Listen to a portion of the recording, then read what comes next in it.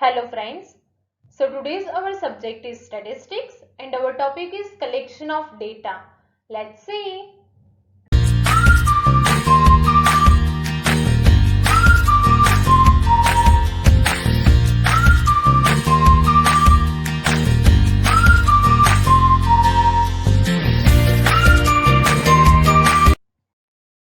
First one, what is statistics?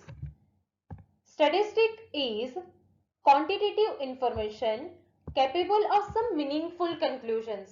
Statistic क्या होता है कि मुझे जो भी इंफॉर्मेशन चाहिए, जो भी क्वांटिटेटिव और क्वालिटेटिव इंफॉर्मेशन चाहिए, उसका कोई मीनिंग होना चाहिए, उसका कोई कंक्लूजन होना चाहिए. इट इज द डेटा और इंफॉर्मेशन इन न्यूमेरिकल टर्म्स.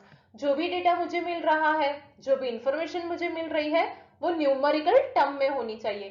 तो ये हमारा हो गया statistics. Next one, focus on collection of data. Sources of data, methods of collecting data, primary source, secondary source, primary data and secondary data.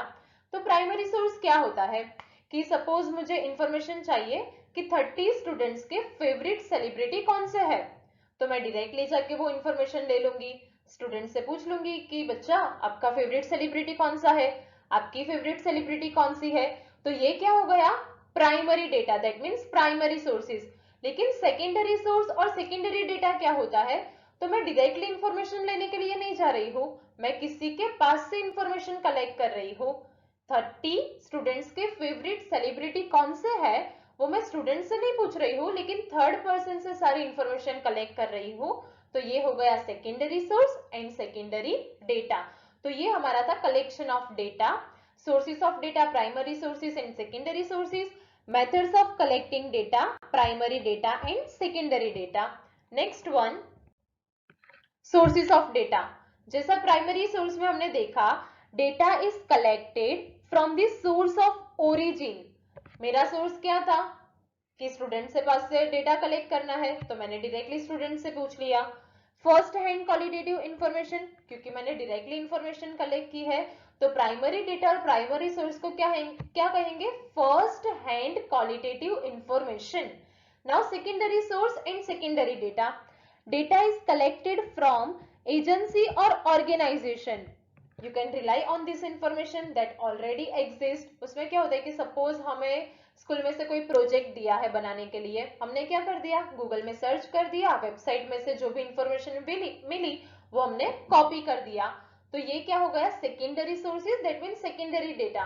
लेकिन वैसा भी हो सकता है कि जो इंफॉर्मेशन है उसका पर्पस कुछ डिफरेंट हो, हमारा पर्पस कुछ डिफरेंट है. स्टिल हमने क्या किया, जो इंफॉर्मेशन हमें दिखाई दे रही है वेबसाइट में से, वो ही इंफॉर्मेशन हमने हमारे प्रोजेक्ट में कॉपी कर दी. तो प्राइमरी सोर्स में हम डायरेक्टली इंफॉर्मेशन निकालते हैं, सेकेंडरी सोर्स में हम थर्ड पर्सन के पास से सारी इंफॉर्मेशन कलेक्ट करते हैं कि जो सही भी हो सकती है या गलत भी हो सकती है. Now data types. First one, primary data. Data is collected by the investigator for his own purpose for the first time from beginning to end. कि इन्वेस्टिगेटर ने ही डायरेक्टली वो डेटा कलेक्ट किया है, फर्स्ट हैंड इंफॉर्मेशन. और secondary data, data is already in existence and which have already been collected for some other purpose. जो data already available है, जिसको हमने कॉपी किया है, तो ये हो गया सेकेंड हैंड इंफॉर्मेशन. ये था हमारा primary source, secondary source, primary data and secondary data. Next one, how basic data is collected. यहाँ पे हम बेसिक डेटा को प्राइमरी डेटा भी कह सकते हैं. कैसे, तो यहाँ पे 4 मेथड है कलेक्ट करने के लिए. Direct personal investigation, indirect oral investigation, information from local sources, information through questionnaires and schedules. Direct personal investigation हो सकती है, इनडायरेक्ट ओरल इन्वेस्टिगेशन हो सकती है, लोकल सोर्सेज से भी हम इंफॉर्मेशन निकाल सकते हैं, और क्वेश्चनरी के थ्रू भी हमें इंफॉर्मेशन मिल सकती है. इसको हम वन बाय वन देखेंगे. फर्स्ट वन देखते हैं, direct personal investigation. Direct personal investigation. Example, direct contact with workers. Example, direct contact with workers. मुझे इंफॉर्मेशन चाहिए तो मैं डायरेक्टली वर्कर्स के साथ कॉन्टेक्ट रखूंगी, मैं डायरेक्टली ही सारी इंफॉर्मेशन कलेक्ट करूंगी. इसके मेरिट्स भी है, डीमेरिट्स भी है, यानी कि एडवांटेजेस और डिसएडवांटेजेस। फर्स्ट वन हम देखते हैं merits, that means advantages. First one originality, क्योंकि डेटा डायरेक्टली कलेक्ट होता है। एक्यूरेसी है, रिलायबिलिटी, रिलेटेड इंफॉर्मेशन, मुझे जो भी इंफॉर्मेशन चाहिए वो सारे क्वेश्चंस में वहां पे पर्सनली कर सकती हूँ। यूनिफॉर्मिटी भी होगी और इलास्टिसिटी भी होगी। डीमेरिट्स यानी कि डिसएडवांटेजेस कौन से है? First one difficult to cover wide areas, मैं पर्सनली जाके सारी इंफॉर्मेशन कलेक्ट कर रही हूँ तो सारे एरिया को कवर करना मेरे लिए डिफिकल्ट हो जाएगा। पर्सनल बायस भी होगा, कॉस्टली भी होगा, ट्रैवलिंग एक्सपेंस हो गए, और लिमिटेड कवरेज, क्योंकि मैं पर्सनली जा रही हूँ तो मैं सारे एरिया कवर नहीं कर सकूंगी, तो इसके लिए क्या होगा? Limited coverage. नेक्स्ट मेथड हम देखते हैं indirect personal investigation. Example, information from employer rather than workers, that means मैं सेकेंड पर्सन से इंफॉर्मेशन सारी कलेक्ट कर रही हूँ, पर्सनली मैं जा नहीं रही हूँ। इसके भी एडवांटेजेस है और डिसएडवांटेजेस है। First one advantages, wide coverage, क्योंकि मैं पर्सनली नहीं जा रही हूँ, लेस एक्सपेंसिव भी होगा, एक्सपर्ट ओपिनियन भी मिलेगा और सिंपल भी होगा। जैसे मुझे 30 स्टूडेंट्स के फेवरेट सेलिब्रिटी के बारे में जानना है तो मैं स्टूडेंट्स के पास नहीं जाऊंगी, लेकिन टीचर से ही सारी इंफॉर्मेशन कलेक्ट कर दूंगी। तो ये क्या हो गया? लेस एक्सपेंसिव हो गया, वाइड कवरेज भी हो गया और एक्सपर्ट ओपिनियन भी मिलेगा। डीमेरिट्स यानी कि एडवांटेजेस, फर्स्ट है लेस एक्यूरेट, बायस्ड और डाउटफुल कंक्लूजन, वो जो डेटा मुझे मिल रहा है वो सही भी हो सकता है, वो गलत भी हो सकता है, सो डाउटफुल कंक्लूजन रहेगा। नेक्स्ट देखते हैं इंफॉर्मेशन फ्रॉम लोकल सोर्सेज, यानी कि फर्स्ट पर्सन नहीं डेटा कलेक्ट कर रहा है, सेकंड पर्सन नहीं कलेक्ट कर रहा है, लेकिन थर्ड पर्सन के थ्रू सारे डेटा हमें मिल रहे हैं, that means local sources.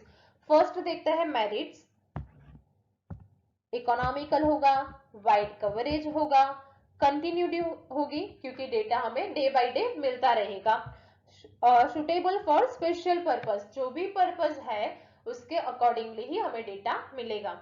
Demerits यानी कि डिसएडवांटेजेस कौन से है? First one loss of originality, वो डेटा सही है या गलत है वो पता नहीं है, जो भी डेटा वो लोकल सोर्सेज कवर कर रहे हैं वो हमें वही डेटा दे रहे हैं, उसकी कोई श्योरिटी नहीं है। Lake of uniformity, lake of accuracy and delay in collection, कभी कभी कलेक्शन में भी डिले हो जाता है, लेट भी हो जाता है। नेक्स्ट वन हम देखते हैं information through questionnaires and schedules, यहाँ पे टू टाइप्स की मेथड है, क्वेश्चनरी और स्केड्यूल्स के लिए टू टाइप्स की मेथड अवेलेबल है, post method and enumerators method, post method and enumerators method. First one post method, questions are mail to informants, जो भी क्वेश्चनरी बनाई है वो डायरेक्टली हम मेल कर सकते हैं। Area of studies wide, mail कर दिया तो सारे एरिया कवर कर सकते हैं। इन्फॉर्मेंट्स आर एजुकेटेड और वो उनमें आंसर फिल कर देंगे। एन्यूमरेटर्स मेथड में क्या है? Enumerator himself approaches schedules, himself fills the schedules and area of coverage, that means suppose मुझे इंफॉर्मेशन कलेक्ट करनी है, मेरे सामने वो पर्सन है कि जिसकी इंफॉर्मेशन मुझे चाहिए, मैं क्वेश्चन कर दी जाऊंगी, वो मुझे आंसर देता जाएगा और यहाँ पे मैं वो आंसर्स फिल करूंगी क्वेश्चनरी में। नेक्स्ट लास्ट टॉपिक आज का हम देखते हैं qualities of good questionnaire. Questionnaire good कैसे होती है? तो first one limited number of questions, questions की साइज बहुत कम होनी चाहिए, लिमिटेड क्वेश्चंस होने चाहिए कि जिसकी हमें स्टडी करनी है, जो डेटा हमें चाहिए उतने ही क्वेश्चंस होने चाहिए। सिंप्लिसिटी, सिंपल क्वेश्चंस होने चाहिए कि सामने वाला पर्सन उसका आंसर भी अच्छी तरह से दे सके। Proper order of the questionnaire, questionnaire का ऑर्डर प्रॉपर होना चाहिए। सपोज मैं लिखूं एड्रेस पहले, कॉन्टेक्ट नंबर बाद में, नेम नीचे, नहीं, ऐसा नहीं होना चाहिए। क्वेश्चनरी का ऑर्डर प्रॉपर फॉर्मेट में होना चाहिए, name, address, contact number. No undesirable questions, no controversial calculations, pre testing और पायलट सर्वे। यहाँ पे पायलट सर्वे क्या है? तो सपोज मुझे कोई क्वेश्चनरी रेडी करनी है, मैं क्या करूंगी पायलट सर्वे के लिए? पहले एक सैंपल क्रिएट कर दूंगी 4-5 क्वेश्चंस का, वो मेल थ्रू दे दूंगी। अगर मुझे रिस्पॉन्स अच्छा आ रहा है तो अब उससे मैं अच्छी क्वेश्चनरी रेडी करूंगी। नेक्स्ट है इंस्ट्रक्शंस। इसमें आपने देखा होगा कि आपके स्कूल के पेपर्स जो होते हैं, बोर्ड के क्वेश्चन पेपर होते हैं, उसमें इंस्ट्रक्शन दी होती है, राइट। तो क्वेश्चनरी में भी क्या होना चाहिए, इंस्ट्रक्शंस होनी ही चाहिए और क्रॉस वेरिफिकेशन भी होना चाहिए कि जिससे हमें पता चले कि ये क्वेश्चनरी के आंसर सही है या गलत है। So thank you for watching my video. See you in the next video. Please like, share and subscribe. Till then, keep revising.